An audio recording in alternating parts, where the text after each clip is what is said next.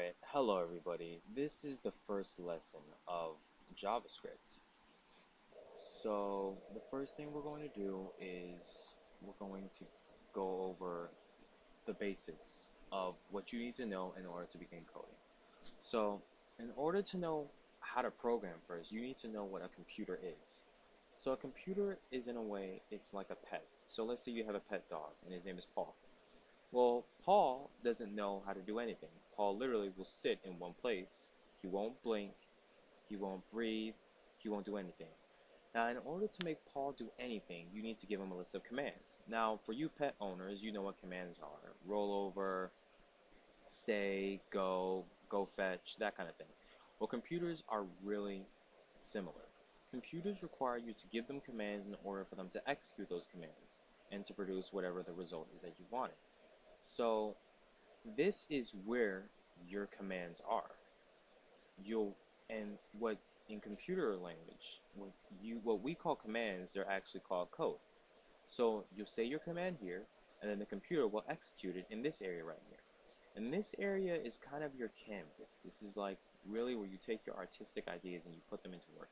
This is your world. So your world basically is a 400 by 400 pixel square, and calling any commands in this square requires you to give your x and y coordinates of it. So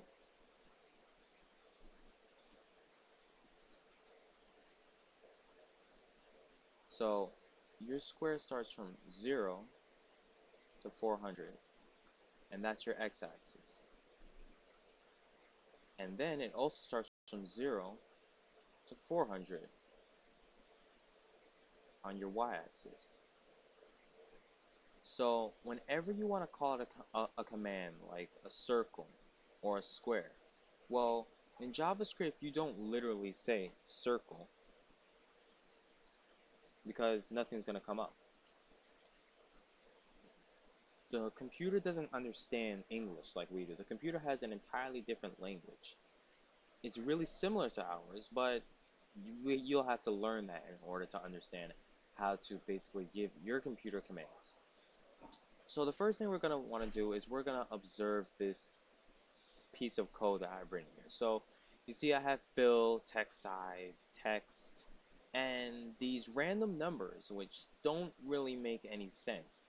But what really does make sense in this is that, hello world, welcome to first lesson of JavaScript. So when you see here, you're like, oh, well, that's pretty simple. He basically told the computer to say, hello world, welcome to the first lesson of JavaScript. Well, it's actually a lot more detailed than that. For one, what is this? What is this? What does this do? Well, this is code, like I said before.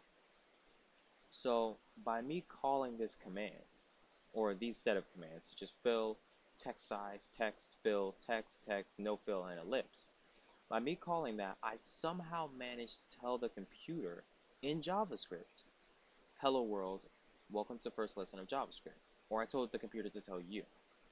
So the computers, there's a wide array of languages you can use on computers. JavaScript is only one of them. There's C++, C, Python, HTML, PHP. There's a lot more lessons in this. And so JavaScript can be actually have a multitude of uses such as graphic designing, creating games, animations, and it can go really in depth to computer mechanics. So the first thing we're going to want to do is we're going to talk about the fundamentals of doing Java coding. So the first thing you're going to want to know is this. The semicolon is the most fundamental piece of creating any piece of code. The semicolon is basically you telling your dog, do it. So you're going to tell your dog to go fetch. The semicolon is literally saying go fetch. So the computer can see all of this. So for example, ellipse is a circle. So if I take away this semicolon, the computer is not going to understand what it wants you to do because you don't have a semicolon there. So it's basically you're not telling the computer anything. You just put random letters there. But the minute you put the semicolon down, the computer has that circle. It knows what you're saying. You basically told the computer to do it. So the semicolon, that's one of the biggest things you're going to need. The semicolon follows every single piece of code that you put in a computer. And you can see that's true. For every single line of code I have here, there's a semicolon at the end. So let's say I want to create a square in my canvas. I'll write rect, parentheses, and semicolon. Now, this is where it gets a bit difficult, or imaginative as one may say. In between the two parentheses is basically your info. Without this information, all you're doing is telling the computer to draw a rectangle, but you haven't told it how big you want it to be. Where do you want it to be either?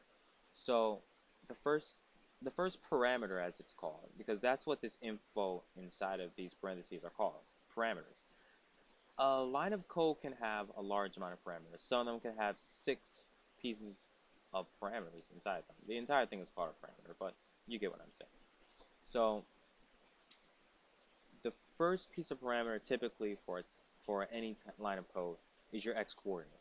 So basically your x-coordinate is you're telling your computer from 0 to 400 pixels where you want that rectangle to go. So basically this is the top left corner. So if you have a rectangle, you just told the computer that point.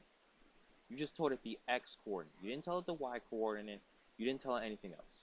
So now that you have the x-coordinate down, you're also going to want to put it in your y-coordinate, which is telling you from 0 to 400 pixels on your y-axis where you want that point to go. So you just told it this section. The computer is automatically going to make every shape you make symmetrical. So there's my y-axis. The next thing you're going to want to do is put in your height and width. And it's literally, your width and your height. And it literally goes in that order.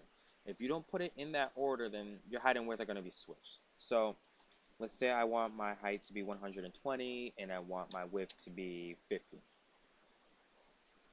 Well, now I just told the computer, okay, computer, I want you to draw me a rectangle. I want its starting point to be 40. Its x starting point to be 40. Its y starting point to be 40. I want it to be 120 pixels tall and 50 pixels wide. Now, the good thing about in Khan Academy is that I don't have to literally go through the trouble of, okay, let me change the height of it to 60 or 61. I can literally just do this and make it bigger or smaller, just depending on what you want. So there you go.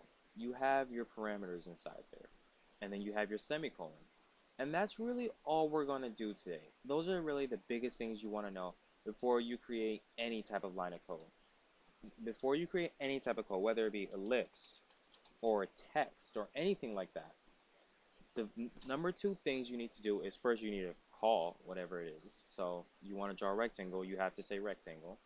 You need the 2 parentheses, and inside those parentheses you have your information, which is called your parameters. So it tells basically where you want the computer to put this. And you have your semicolon. So in real world speak, basically what you're telling your dog to do is, with rect, you just told your dog to go fetch. Or you're going to tell your dog to go fetch. Now, you didn't tell in here, this is where you're telling your dog where to put whatever it is that you're trying to get him to get. And that basically is the commands. So you have your commands, the information, and the calling thing. Thank you, and that's the end of today's lesson.